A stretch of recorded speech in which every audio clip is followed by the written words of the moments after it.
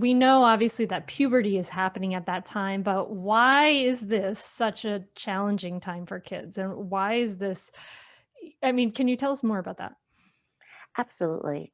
Much of it, unfortunately, is hardwired, and much of it also, though, has to do with the way we educate them. And I do want to remember to ask you about the Montessori school later.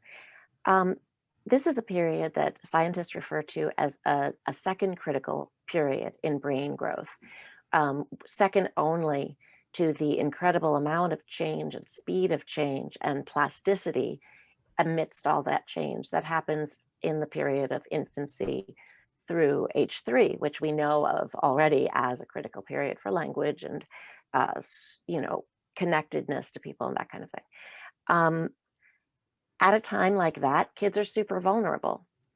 They're also wide open to new experiences and able to learn in new ways, able to do new and exciting things, and wanting to become more independent and be more in the world, they're more aware of the world generally. The good side of all of that is that they can do amazing things in school, and if they have some more independence, they can really enjoy it and make new discoveries.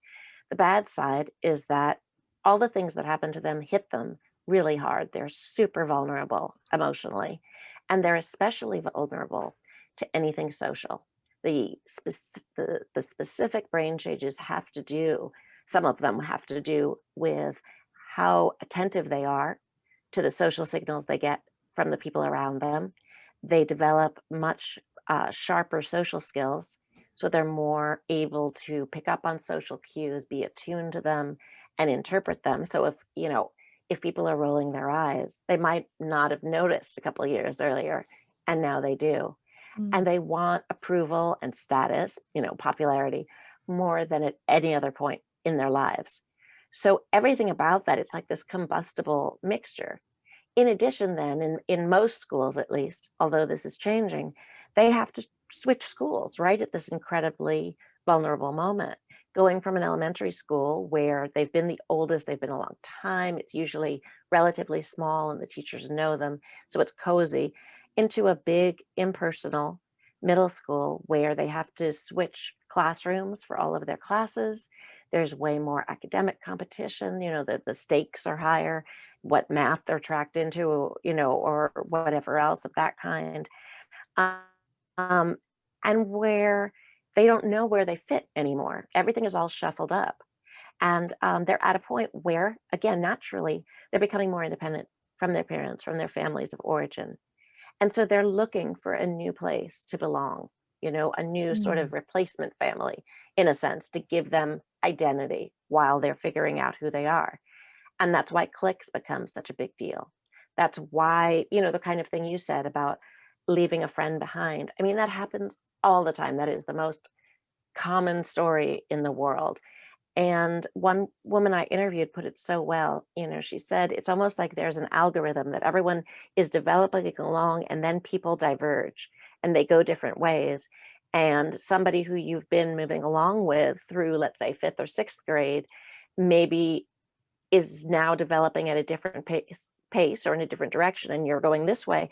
And you just, it becomes impossible sort of to take the other person along with you, and it tends to be the one who is more childlike, I think, who ends up getting left behind, and the one who's more teenagery in a way, you know, who sort of moves forward. And it hurts, and it happens so much. And kids don't have the vocabulary to even think about it in terms other than, you know, for the one left behind to feel terrible about his or herself and to be very angry at the other one, you know.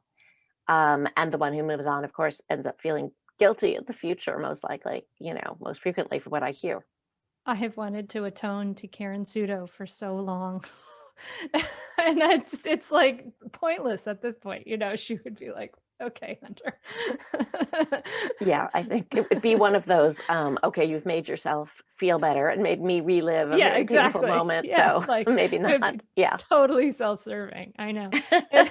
And you know, and you write that, like, you have written also that there are evolutionary psychologists who talk about this period as, like, where we are just one of all primates that are sorting themselves into different sort of hierarchies at this time as well. Absolutely. And that's something that I found so fascinating. And I had heard Michael Thompson, the psychologist, say many years before then, even before I started working on the book, he had done a talk locally, and he had said all primates sort themselves hierarchically at puberty. The reason being that they are preparing to mate, and who you get to mate with is determined by your status, your access to resources, and your desirability in the sense of, I mean, for animals, how healthy you seem, so how likely you are to pass on genetic material.